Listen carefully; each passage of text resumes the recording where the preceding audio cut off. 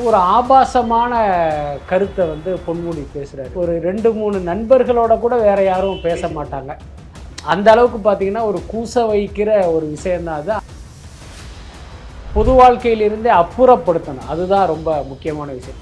வேறொருவர் இந்த மாதிரி பேசியிருந்தா திமுக மேலிட என்ன மாதிரி நடவடிக்கை எடுக்கிறது, கட்சியிலிருந்தே நீக்கியிருப்பாங்க, குறைந்தபட்சம் சஸ்பெண்டாவது பண்ணியிருப்பாங்க.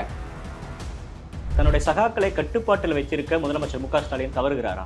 துரைமுருகன் இப்படி பேசினாரு, அதனால எனக்கு இப்படி ஒரு பிரச்சனை, பொன்முடி இப்படி நடந்துகிட்டாரு, அதனால இப்படி ஒரு பிரச்சனை அப்படின்னு வெளிப்படையாக பேசுகிற இது வந்து அவர்கிட்ட கிடையாது. இப்போ திமுகவுடைய மூச்சு பார்த்தீங்கன்னா கடமை, கண்ணியம், கட்டுப்பாடு அப்படிம்பாங்க. அப்போ அந்த கண்ணியம்ங்கிற ஒரு விஷயமே திமுக காரர்களுக்கு வந்து அப்படி மறந்து போனது அப்படிங்கிறது ஒரு காலத்தின் கோலம். பார்த்தோம்னு சொல்லப்போனா அவர் மனசில் இருப்பது தான் வார்த்தையாக வருது. எல்லாமே நீங்க திரித்து பேசுறீங்க. இல்லை, இது வந்து ஒரு அயோக்கியத்தனமான விளக்கம். கருணாநிதியை பொறுத்த வரைக்கும் பார்த்தீங்கன்னா இதே மாதிரி நிர்வாகிகளோடு பார்த்தீங்கன்னா ரொம்ப வந்து ஒரு உள்ளன்போட பழகுவார். அதே நேரம் பார்த்தீங்கன்னா அவர்களால் ஒரு பிரச்சனை, ஒரு சிக்கல் அப்படின்னா அவர்களை கண்டிக்கவும் தவற மாட்டார். முதல் கட்ட நடவடிக்கையாக இந்த அமைச்சர் பொறுப்புகளிலிருந்து அவர்களை விலக்கி வைக்கணும். அவங்க சீனியர்கள் தான், அதில் மாற்றமே இல்லை. இவருடைய அனுபவங்கிறது முக்கியமாக தேவை தான். ஆனால் அது வந்து ஒரு அரசு நிர்வாகத்துக்கு அவசியம் இல்லை.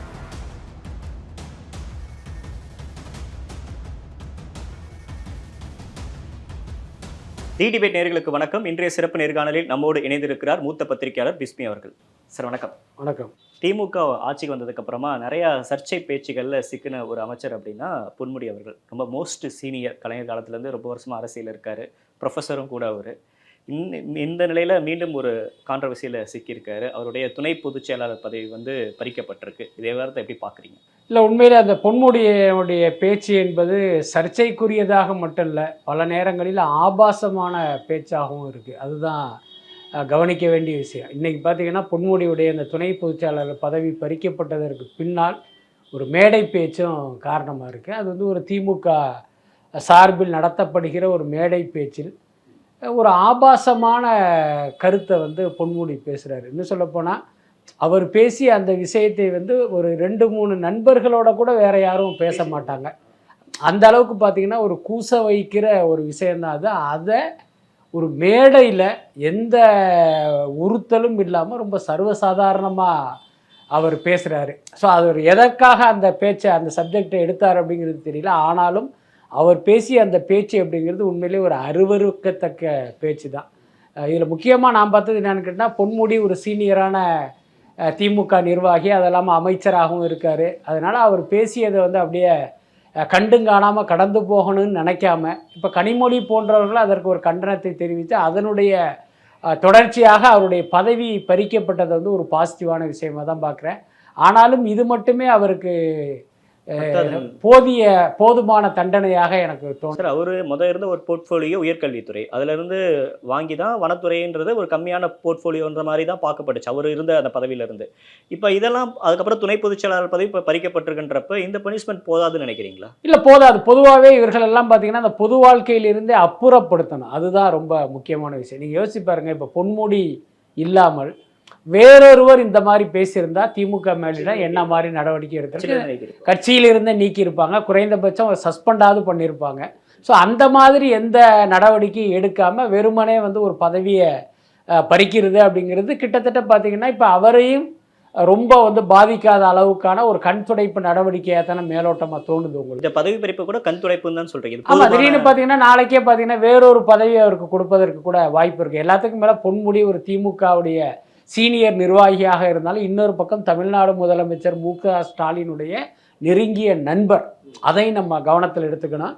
அதெல்லாமல் அந்த பத்திரிகை செய்திகளுடைய அடிப்படையில் சொல்லணும் அப்படின்னா, இப்போ பொன்முடியுடைய நிறுவனத்திலேயே வந்து முதல்வர் வந்து முதலீடு பண்ணியிருக்கார், முதல்வருக்கு வேண்டிய நிறுவனங்களில் பொன்முடி முதலீடு பண்ணியிருக்காருங்கிற தகவல்கள் எல்லாமே இருக்குது. ஸோ இதெல்லாம் உண்மையாக இருக்கும் பட்சம் இவர் மீது உண்மையாகவே ஒரு தீவிரமான நடவடிக்கை எடுக்கப்படும் அப்படின்னு நம்ம எதிர்பார்க்க முடியாது. இது புதுசு இல்லை. இதுக்கு முன்னாடி ஓசியில் தானே போறீங்கன்னு பேசின பேச்சாகட்டும், பீகார்காரங்களாம் இங்கே என்ன பண்ணுறீங்க அப்படின்னு அந்த பேச்சுகளாகட்டும், இது எல்லாமே கடுமையாக விமர்சிக்கப்படுது. ஒரு அமைச்சராக இருக்கிறார், அவருக்கு நிறைய ஆலோசனைகள் கொடுப்பாங்க, நிறையா கூட இருக்க நிர்வாகிகள்லாம் இருப்பாங்க. அவங்க யாருமே இதை வற்புறுத்தி இருக்க மாட்டாங்களா? இது மாதிரிலாம் பேசாதீங்க அப்படின்னு யாரும் சொல்லியிருக்க மாட்டாங்களா? அட்வைஸ் இல்லை, பொன்முடிக்கு நீங்கள் ஒரு ஆலோசனை அல்லது அட்வைஸ் பண்ணுகிற அளவுக்கு யாரும் அவருடைய கூட இருப்பாங்களா அப்படிங்கிறது ஒரு சந்தேகம் தான். பொதுவாகவே ஒரு அமைச்சராக இருக்கட்டும், எம்எல்ஏவாக இருக்கட்டும், கவுன்சிலராக இருக்கட்டும், அவர்களை சுற்றி இருப்பவர்கள் அப்படிங்கிறது பார்த்திங்கன்னா ஒரு ஜால்ரா கூட்டம் தான் இருக்கும். இவருக்கு துதிபாடிக்கிட்ட அண்ணே உங்களை மாதிரி உண்டா, நீங்கள் தான் அடுத்த சிஎம், நீங்கள் தான் அடுத்த பிஎம்னு அவங்கள ஏற்றி விட்டுக்கிட்டு அதிலேயே அவங்கள சந்தோஷப்படுத்திக்கிட்டு அதன் மூலமாக ஒரு சுய லாபம் அடைகிற கூட்டம் தான் இவர்கள் பின்னாலேயே இருக்கும். ஸோ அப்படி இருக்கும்போது பொன்முடி பின்னால் இருப்பவர்கள் கூட இப்படிப்பட்டவர்களாக தான் இருப்பதற்கு வாய்ப்பு இருக்குது. மற்றபடி பொன்முடியுடைய செயலை விமர்சனம் பண்ணுறது அல்லது அவருடைய தவறை சுட்டி காட்டுகிற அளவுக்கான ஆட்கள் அவர் பக்கத்தில் இருப்பாங்க அப்படின்னு நான் நினைக்கல. எல்லாத்துக்கும் மேலே இப்போ நீங்கள் சொல்கிற மாதிரி பொன்முடியின் தவறை சுட்டி காட்டுகிற இடத்துல இன்றைக்கி துரைமுருகன் போன்றவர்கள், மு.க. ஸ்டாலின் போன்றவர்கள் இருக்காங்க. அதை நம்ம மறுக்க முடியாது.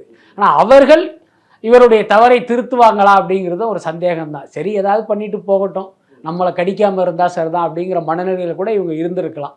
அல்லது இவர் கடந்த காலங்கள் செய்த தவறுகளெல்லாம் இவர்களுக்கே ஒரு பெரிய தவறாக தெரியாமல் சரி ஏதோ வாய் தவறி பேசிட்டாரு, அதை கண்டும் காணாமல் இருந்துருவோம் அப்படின்னு இருந்ததும் கூட அவர் இன்றைக்கு இப்படியெல்லாம் பேசுவதற்கு காரணமாக இருக்குன்னு நினைக்கிறேன். இப்போ நீங்கள் சொன்ன மாதிரி அந்த ஓசியில் தானே போகிறீங்கன்னு ஒரு விஷயம், அப்புறம் வட இந்தியர்களை திட்டினது, அதுக்கப்புறம் இன்னொரு பொதுக்கூட்டத்தில் என்னென்னா ஒரு ஒடுக்கப்பட்ட சமூகத்தை சேர்ந்த ஒரு ஊராட்சி மன்ற தலைவியை அவர் எப்படி பேசினாருங்கிறதெல்லாம் நம்ம பார்த்தோம். இன்னும் சொல்லப்போனால் அவர் மனசில் இருப்பது தான் வார்த்தையாக வருது. அதை நம்ம ரொம்ப முக்கியமாக அது எல்லாமே நீங்கள் திரித்து பேசுகிறீங்க, திரித்து ஊடகத்தில் வெளிவருது, ஆனால் நான் அந்த அர்த்தத்தில் பேசுகிற ஆளே கிடையாது அப்படின்ற மாதிரியான விளக்கங்கள் அவங்க தரப்புல இருந்து வந்துட்டு இல்லை. இது ஒரு அயோக்கியத்தனமான விளக்கம். என்னென்னா ஒரு பத்திரிகையில் ஒரு செய்தியாக ஒருத்தர் பேசியது அச்சு ஊடகத்தில் செய்தியாக வரும்போது இப்போ நீங்கள் சொன்னீங்கன்னா கரெக்ட், நான் சொன்னது அந்த அச்சு ஊடகத்தில் வரல, அந்த பத்திரிகையாளர் திருத்தி எழுதிட்டாரு, வேறு அர்த்தம் வர்ற மாதிரி எழுதிட்டாரு, மிகைப்படுத்துகிற மாதிரி எழுதிட்டாரு, இதுக்கு முன்னால் ஒரு கருத்து சொன்னேன், இதுக்கு பின்னால் ஒரு கருத்து சொன்னேன், அதை அவர் பதிவு பண்ணலை, அதனால இதில் பார்த்தீங்கன்னா ஒரு தவறான துணி வந்துருச்சு அப்படின்னு சொல்கிறத நீங்கள் ஓரளவுக்கு ஏற்றுக்கலாம். அதை நம்புவதற்கும் ஒரு லாஜிக் இருக்குது. ஆனால் நீங்கள் பேசுகிறது ஒளிப்பதிவு செய்து அது ஒளிபரப்பியிருக்காங்க. இதில் ஒட்டல் வெட்டலுங்கிற வேலையே கிடையாது. நீங்கள் பேசுனது தான் இங்கே இருக்குது. அப்படி இருக்கும்போது இதை எப்படி நீங்கள் அந்த மாதிரி சொல்ல முடியும்? வேறொரு டோன் வந்துருச்சு, நான் அந்த அர்த்தத்தில் சொல்லலைன்னு எப்படி சொல்ல முடியும்? நீங்கள் சொன்னது ஒரே அர்த்தம் தான், அது மக்களுக்கு புரிந்ததால் அது சர்ச்சைக்குள்ளாகுது. அதுக்கப்புறம் இன்றைக்கு அவர் பேசிய பேச்சில் வேறு என்ன அர்த்தம் இருக்க முடியும்? நீங்கள் என்ன பேசுகிறீங்கிறது அவர் புரிஞ்சு தான் பேசுகிறாரா? எல்லாத்துக்கும் மேலே இந்த மாதிரி பொதுவெளியில் பேசுவது இவர்கள் உண்மையில் நிதானத்தில் இருக்காங்களாங்கிற ஒரு கேள்வியையும் கேட்க வேண்டியதாக இருக்கும். ஒரு பக்கமும் இந்த என்ன சொல்கிறது, இந்த தெனாவட்டில் பேசுவது அப்படின்னு நம்ம எடுத்துக்கிட்டாலும், இன்னொரு பக்கம் இவர்கள் முழு நிதானத்தில் இப்படிலாம் பேசுகிறாங்களா அப்படின்னு நமக்கு கேட்க தோணும். இப்போ கடந்த சில வருடங்களுக்கு முன்னாடி முதலமைச்சர் மு.க. ஸ்டாலின் அவர்கள் மேடையில் பேசுகிறாரு, என் மத்தளத்துக்கு 2 பக்கமும் ஆடின்ற மாதிரி எனக்கு 2 பக்கமும் ஆடி நம்ம கட்சியில் இருக்க ஒரு சில சீனியர்ஸ் பண்ணுறதே எனக்கு ரொம்ப வருத்தமாக இருக்குது, ஒவ்வொரு நாளும் காலைல எந்திரிக்கிறப்ப ஏதோ பிரச்சனையோடையே எந்திரிக்கிறேன் அப்படின்ற மாதிரி சொல்லியிருந்தாரு. அப்போ அவர் சிஎம் பேசுகிறாரு, கட்சி நிர்வாகிகளுக்கு அட்வைஸ் பண்ணுறாரு, அப்படி இருந்தும் கூட இது மாதிரியான சீனியர்கள் இப்படி நடந்துக்கிறதுன்றது எப்படி மக்களால் பார்க்கப்படும் சார்? இல்லை, மக்களால் இது ரொம்ப மோசமாக, மக்களை பொறுத்த வரைக்கும் இவர் சீனியர் ஜூனியர் அப்படிங்கிறதுலாம் கிடையாது. திமுகவை சேர்ந்த ஒருத்தர் இப்படி பேசிட்டாரு, அவர் மீது நடவடிக்கை எடுக்காமல் இந்த அரசு அவரை பாதுகாக்குது, இப்படி தான் மக்கள் பார்ப்பாங்க. மற்றபடி இவர் ஒரு மிகப்பெரிய சீனியர் எதிரொலிக்குமா? கண்டிப்பாக இதை எதிரொலிக்கும்ல. இப்போ ஒன்றும் இல்லை, இப்போ இன்றைக்கு இவர் பேசிய பேச்சு ஆண்களுக்கு ஒரு பெரிய தவறாக தெரியவில்லை என்றாலும் பெண்களுக்கு மத்தியில் ஒரு முகசுளிப்பை ஏற்படுத்தியிருக்கும். அதுல மாற்றம் ஏற்படுத்தும். இப்ப சில பேர் பாத்தீங்கன்னா இதெல்லாம் இப்ப சீமான் பேசுற மாதிரி யாரு தான் இப்படி பேசல, நீங்க பேசலையா, நாம் பேசலையா அப்படின்னு நினைக்கிற ஒரு தற்குறி கூட்டமும் இங்க இருக்கு. அவர்களுக்கு இது பெருசாக தெரியவில்லை என்றாலும் பெண்கள் இதையெல்லாம் அவ்வளவு சீக்கிரம் எடுத்துக்க மாட்டாங்கன்னு சொல்ல போனா, இன்னைக்கு கனிமொழி ஒரு பொதுவெளியில் இது குறித்து ஒரு கண்டனத்தை தெரிவிக்கிறாங்க அப்படின்னா இப்போ அவங்களுக்கு எந்த மாதிரியான ஒரு முகச்சொலிப்பை இவருடைய பேச்சு ஏற்படுத்தியிருக்கும்? அதை சார் நான் முக்கியமான கேள்வியாக வச்சிருந்தேன். இப்போ மற்ற கட்சி தலைவர்கள் விமர்சிக்கிறதாகட்டும், கண்டனம் தெரிவிக்கிறதாகட்டும், ஆனால் கனிமொழி மோஸ்ட் சீனியர், பொன்முடி அவர்களுக்கும் ரொம்ப நெருக்கமாக அதை இருந்திருப்பாங்க. அவங்களே இப்போ வெளிப்படையாக ஒரு போஸ்ட் போடுறாங்க, இது மாதிரி பேச ரொம்ப தப்பு அப்படின்னு கண்டனத்தை பதிவு செய்கிறாங்க. அப்படின்றப்ப இது அவ்வளோ சீரியஸான விஷயமா அவங்க திமுக தரப்பில் எடுத்துக்கிறாங்களா? நிச்சயமாக அவர் எடுத்ததுனால தானே அவருடைய துணை பொதுச் செயலாளர் பதவி பறிக்கப்பட்டிருக்கு. இருக்கு. அப்படி இல்லைன்னா கடந்த காலங்களில் இவர் பேசுன மாதிரி இதையும் வந்து அவங்க ஜஸ்ட் லைக் தட்டுன்னு எடுத்துட்டு போகலையே. முன்ன பார்த்தீங்கன்னா ஒரு சர்ச்சைக்குரிய மாதிரி அவர் பேசினாரே தவிர இந்த மாதிரி பார்த்தீங்கன்னா ரொம்ப ஒரு அருவருக்கத்தக்க பேச்சு வந்து இல்லை அதெல்லாம். பட் இது வந்து ரொம்ப ஒரு சீரியஸான பேச்சு. அதனால் இந்த நடவடிக்கை என்பது சரிதான். எல்லாத்துக்கும் மேலே கனிமொழியை வந்து இந்த நேரத்தில் நம்ம வந்து பாராட்டணும். என்னன்னா நம்ம கட்சிக்காரர், ஒரு சீனியர், ஒரு அமைச்சர், அவர் பேசினது வந்து நம்ம கண்டும் காணாமல் இருந்துருவோம். நீங்கள் சொல்கிற மாதிரி இப்போ கனிமொழி தனிப்பட்ட முறையில் வந்து இப்போ பொன்முடி மீது அதிக மரியாதை கொண்ட ஒருத்தராக தான் இருப்பார். இன்னும் சொல்லப்போனால் அவங்க வந்து இவர்கள் போன்றவர்களை பார்த்து வளர்ந்தவங்க தான். இவர் ஒரு திமுக நிர்வாகியாக இருந்தாலும் திமுக தலைவராக இருந்த கருணாநிதியோட தனிப்பட்ட முறையில் ரொம்ப அன்பும் உரிமையும் கொண்டவர்களாக இருந்திருக்காங்க. அவங்களே ஒரு பேட்டியில் சொல்லியிருக்காங்க, நம்ம இங்கே நீங்கள் வெளியிலேருந்து பார்க்குற பல அமைச்சர்கள் எம்எல்ஏக்கள்லாம் எங்கள் வீட்டுக்கு வந்து எங்கள் அப்பாவை ரெகுலராகவே சந்திப்பாங்க, நாங்கள் சித்தப்பா பெரியப்பான்னு கூப்பிட்டு வளர்ந்துருக்கோம் அப்படின்லாம் சொல்லியிருக்காங்க. ஸோ அந்த மாதிரி ஒரு உறவு சொல்லி வளர்ந்தவராக கனிமொழி இருப்பாங்க அப்படின்னு நம்ம நம்பலாம். அப்படி இருந்தும் இந்த விஷயத்துல வந்து அவங்க தன்னுடைய கண்டனத்தை தெரிவித்ததுங்கிறது ஒரு நல்ல விஷயம். பொதுவாக ஒரு வீட்டில் இருக்கிறவங்களாகட்டும் இல்லை ஒரு சமூகத்தில் ஒரு வயசானவங்க இருக்கிறவங்க அப்படின்னா அவங்க இப்படி தான் ஒரு பேசிகிட்டே இருப்பாங்க. ஆனால் நம்ம யங்ஸ்டர்ஸ் வந்து கொஞ்சம் மெச்சூராக ஹேண்டில் பண்ணுவோம், இப்படி பேசக்கூடாது, இப்படி தான் நடந்துக்கணும் அப்படின்னு சொல்லிட்டு. இப்போ அப்படி பார்க்குறப்ப திமுகவில் இருக்கக்கூடிய சீனியர்ஸ் துரைமுருகன் ஆகட்டும், பொன்முடி ஆகட்டும், நிறைய பேர் வந்து தொடர்ந்து ஏதோ ஒரு சர்ச்சையில் சிக்கிறாங்க. நாசர் அவர்கள் ஆகட்டும், ஏதோ ஒரு மாட்டிக்கிட்டே இருக்காங்கல்ல சார். இதுக்கான தீர்வுன்றது இது மாதிரி சீனியர்ஸை வந்து கட்சியிலிருந்தே ஓரம் கட்டணும் அப்படின்றது தான் சரியான நகர்வாக இருக்குமா? இல்லை, கட்சியிலிருந்து ஓரம் கட்டுவது வந்து இரண்டாவது கட்ட நடவடிக்கையாக இருந்தாலும் முதல் கட்ட நடவடிக்கையாக இந்த அமைச்சர் பொறுப்புகளிலிருந்து அவர்களை விலக்கி வைக்கணும். அவங்க சீனியர்கள் தான், அதில் மாற்றமே இல்லை. இவருடைய அனுபவங்கிறது முக்கியமாக தேவை தான். ஆனால் அது வந்து ஒரு அரசு நிர்வாகத்துக்கு அவசியம் இல்லை. ஏன்னா இப்போ நார்மலாக ஒரு அரசு ஊழியருக்குன்னு நீங்கள் வந்து ஒரு வயதை நிர்ணயம் பண்ணியிருக்கும் போது அப்போ அமைச்சருக்கும் அந்த விஷயத்தை நம்ம இம்ப்ளிமெண்ட் பண்ணி தானே ஆகணும். எல்லாத்துக்கும் மேலே அந்த வயோதிகமே பல்வேறு சர்ச்சைகளுக்கும் பிரச்சனைகளுக்கும் காரணமாக இருக்குது அப்படிங்கும்போது அப்போ அதை வந்து நம்ம அவர்களை நகர்த்தி வைப்பது தான் சரியான. நகர்த்தி வச்சா கேஸ்ட் பாலிடிக்ஸ் கிடைக்கும்ல? இல்லை, அப்படியெல்லாம் ஒன்றுமே கிடையாது. நான் என்ன கேட்குறேன், இன்னைக்கு பொன்முடியை வந்து நீங்கள் கட்சி அமைச்சர் பதவியிலிருந்து நீக்கி வைக்கிறதுனால வந்து அந்த சமூகத்தினுடைய அதிருப்திக்கு திமுக ஆளாகுமா? என்ன கிடையாது. ஆல்ரெடி அவருடைய மகனை களத்தில் இறக்கிட்டார். இன்றைக்கி பார்த்தீங்கன்னா திமுக அமைச்சர்கள் ஒவ்வொருவருமே தங்களுடைய வாரிசுகளையும் களத்தில் கொண்டாந்து நீங்கள் அவருக்கு எம்பி பதவி கொடுங்க, நான் எம்எல்ஏவாக இருக்கேன் அப்படின்னு தான் இருந்துகிட்டு இருக்காங்க. துரைமுருகனாக இருக்கட்டும், பொன்முடியாக இருக்கட்டும், KN நேருவாக இருக்கட்டும், இவர்களுடைய வாரிசுகள் எல்லாமே ஆல்ரெடி வந்தாச்சு. அப்படி இருக்கும்போது இவர்களை ஒதுக்கி வைப்பதில் உங்களுக்கு என்ன பிரச்சனை? எல்லாத்துக்கும் மேலே இவர்களுடைய நிர்வாக திறமையின்மை காரணம் அப்படிங்கிறத தாண்டி இன்னைக்கு பார்த்தீங்கன்னா இவர்களுடைய சர்ச்சை பேச்சே வந்து கட்சிக்கு வந்து ஒரு பெரிய சிக்கலை ஏற்படுத்துது. எல்லாத்துக்கும் மேலே இப்போ தேர்தல் நெருங்கி வருகிற இந்த நேரத்தில் இப்போ பொன்முடி மாதிரி ஒவ்வொருத்தவங்களும் பேச ஆரம்பித்தாங்கன்னா என்ன ஆகும்? அது பார்த்தீங்கன்னா 2026 தேர்தலிலே திமுகவுக்கு வந்து ஒரு பெரிய பேக் ஃபயர் ஆகிற வாய்ப்பு இருக்குல்ல. அப்போ அதை வந்து இவங்க தானே கணக்கில் எடுத்து. இப்போ இருக்கக்கூடிய சோசியல் மீடியாஸ் அல்லது இப்போ இருக்கக்கூடிய மொபைல் ஃபோனோட தாக்கம் அப்படின்றது இது மாதிரி அமைச்சர்கள் பேசுறது இல்லை அவங்க ஒரு பொது மேடையில் கட்சி மேடையில் அவங்களுக்குள்ள பேசிக்கிறது எல்லாமே படம் எடுத்து அதை சோசியல் மீடியாவில் போகிறது அப்படின்றது அது பெரிய விஷயமா மாறுதா? ஏன்னா கடந்த காலங்கள் இப்படிலாம் பேசுகிறாங்க, ஆனால் அதை யாரும் கண்டுக்க மாட்டாங்க. ஆனால் இன்றைக்கி மொபைல் ஃபோன்ஸ் இருக்குது, எல்லாரும் அதை ரெக்கார்ட் பண்ணுவாங்க அப்படின்றப்ப இந்த ஒரு விஷயம் அவங்களுக்கெல்லாம் தலைவலியாக மாறுது அரசியல் கட்சி தலைவர்கள் எல்லாரும். நிச்சயமா, அதாவது இந்த ஊடகங்கள் மக்களுடைய கைக்கு வந்ததற்கு பிறகுதான் இது போன்ற விஷயங்கள் எல்லாமே நடந்து. நல்லது இருக்கு, கெட்டதும் இருக்கு. சமூக ஊடகங்களில் வந்து நிறைய தீமைகள் எல்லாம் இருந்தாலும் அதனால் விளைந்த மிகப்பெரிய நன்மைகளில் ஒன்று தான் இதெல்லாம். இப்போ உதாரணத்துக்கு இன்றைக்கி பொன்முடி பேசிய பேச்சு இந்த சமூக ஊடகங்கள்லாம் இல்லை என்றால் இது வந்து எது வழியாக மக்களை சென்றடையும் அப்படின்னா இங்கே இருக்கிற ட்ரெடிஷ்னல் ஊடகங்கள் மூலமாக தான், அச்சு ஊடகங்கள், காட்சி ஊடகங்கள் மூலமாக தான். ஆனால் இப்படி ஒரு விஷயத்தை வந்து ஏதோ ஒரு ஊடகம் பதிவு பண்ணியிருக்குன்னு அந்த அமைச்சருக்கு தெரிந்தவுடன் உடனடியாக என்ன பண்ணுவாங்கன்னா அந்த ஊடக நிர்வாகத்தை தொடர்பு கொண்டு இந்த செய்தியை வந்து வரவிடாமல் பண்ணுகிற முயற்சியில் தான் இருப்பாங்க.